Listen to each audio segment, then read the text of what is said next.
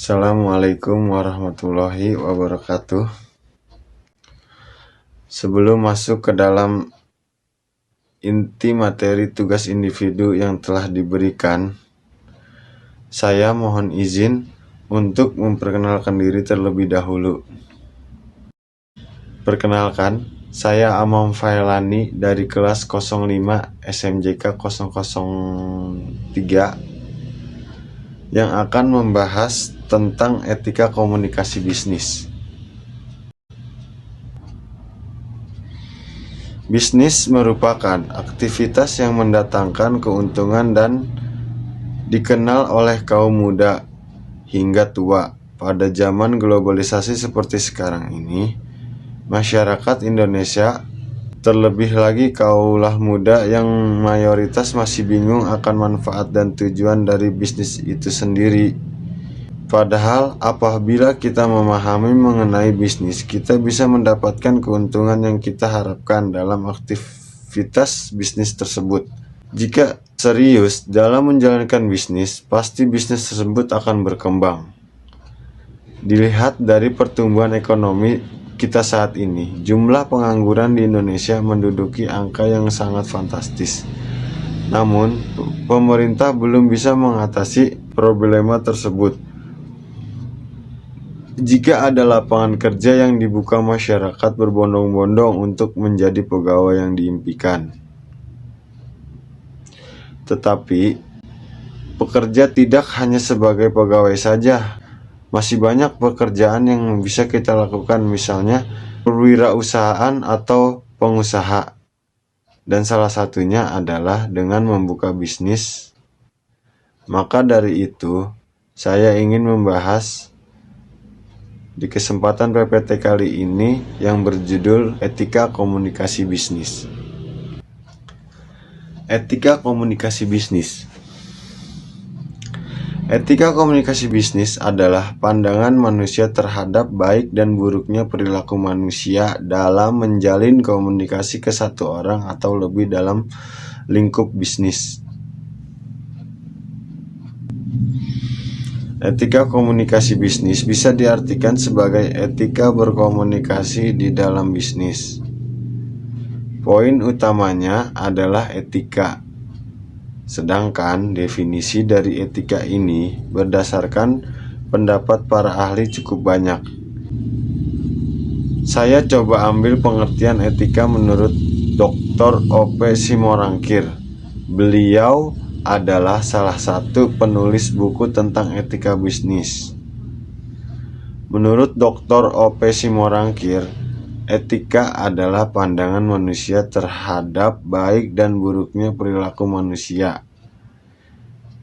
Jika ini diterapkan pada komunikasi dan bisnis, maka secara umum pengertian dari etika komunikasi bisnis adalah pandangan manusia terhadap baik dan buruknya perilaku manusia dalam menjalin komunikasi ke satu orang atau lebih dalam lingkup bisnis.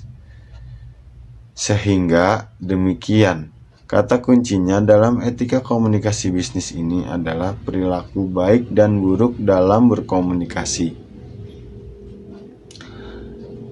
Jika ini diterapkan pada komunikasi dan bisnis, maka secara umum pengertian dari etika komunikasi bisnis adalah pandangan manusia terhadap baik dan buruknya perilaku manusia dalam menjalin komunikasi ke satu orang atau lebih dalam lingkup bisnis. Sehingga demikian, kata kuncinya dalam etika komunikasi bisnis ini adalah perilaku baik dan buruknya dalam berkomunikasi.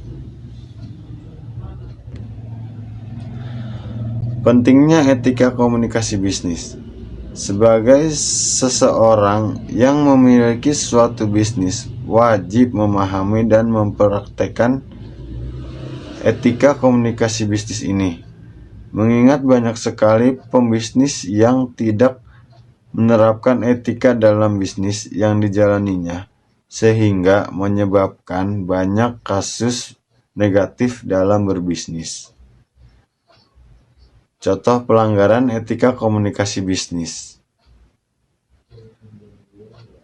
Contoh pelanggaran etika komunikasi bisnis ini adalah tindakan spamming atau spam. Spam adalah pelanggaran etika dalam berinternet, yaitu dengan cara membanjiri banyak pesan secara berulang-ulang dalam upaya untuk memaksanya. Sebagian besar spam adalah iklan komersial, seringkali berupa produk-produk yang cukup meragukan, jaminan cepat kaya, atau layanan lain yang dianggap legal.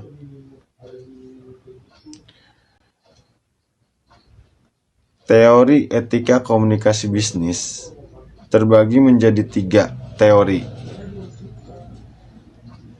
Yang pertama, teori kewajiban. Teori kewajiban juga dikenal dengan deontologis, teori yang diperkenalkan oleh filsuf Immanuel Kant.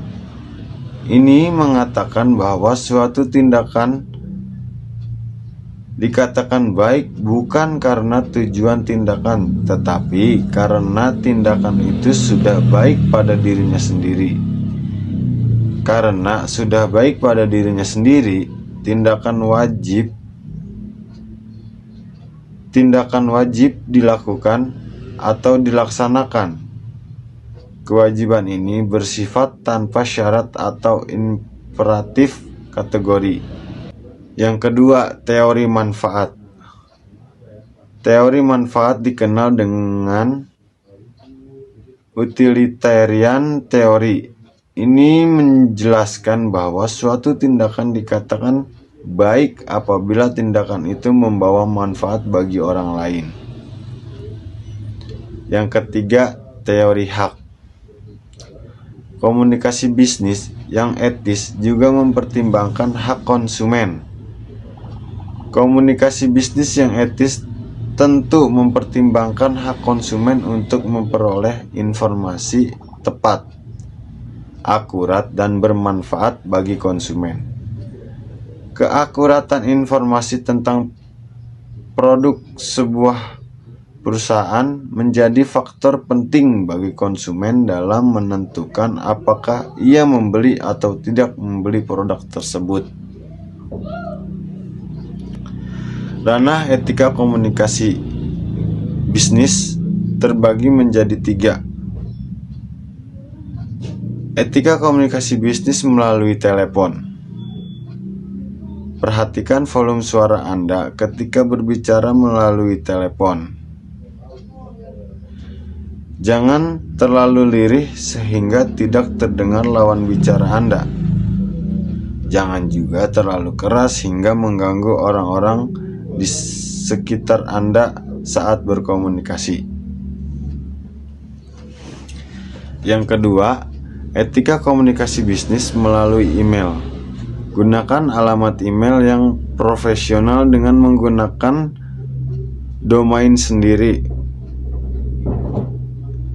Balas email yang membutuhkan respon atau balasan secepat mungkin. Yang ketiga, etika berkomunikasi bisnis melalui chat. Jika Anda belum pernah bertemu dengan lawan chatting Anda, perkenalkan dengan sopan dan santun siapa Anda dan ada keperluan apa. Awali dengan sapaan singkat seperti salam, hai, hello, dan lain sebagainya. Untuk bisnis, jaga percakapan agar tetap pendek. Kesimpulannya, komunikasi bisnis yang etis yang didasarkan pada etika komunikasi bisnis tidak hanya terbatas pada tuntunan moral dan aturan moral yang harus diikuti dan dijalankan oleh pemegang kapital dan pemangku kepentingan. Juga berkaitan dengan tinjauan kritis terhadap praktik komunikasi bisnis itu, yaitu suatu upaya untuk memahami bahwa komunikasi bisnis yang tidak etis juga disebabkan oleh struktur dominasi yang dimiliki pemegang kapital. Demikian pembahasan tentang etika komunikasi bisnis ini. Jika ada kesalahan dalam berkata-kata, saya meminta maaf. Saya akhiri presentasi kali ini. Wassalamualaikum warahmatullahi wabarakatuh.